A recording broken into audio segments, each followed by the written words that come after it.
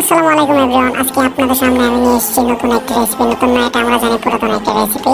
এটা আমাদের আঞ্চলিক বাংলায় ভাষায় বলা হয় এটাকে গরু গোস্তের খালাবো না।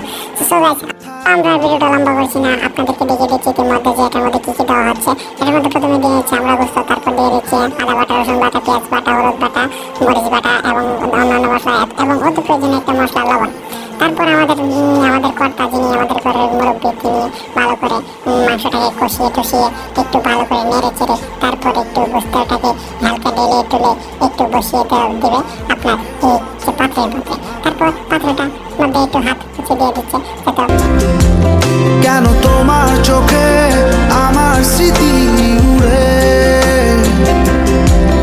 আজ হঠাৎ মন দিশেহারা ঘুরে ঘুরে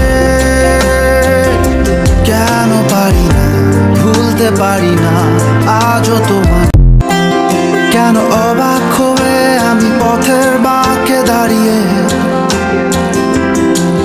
তুমি জোছনা হয়ে একা কোথায় বলো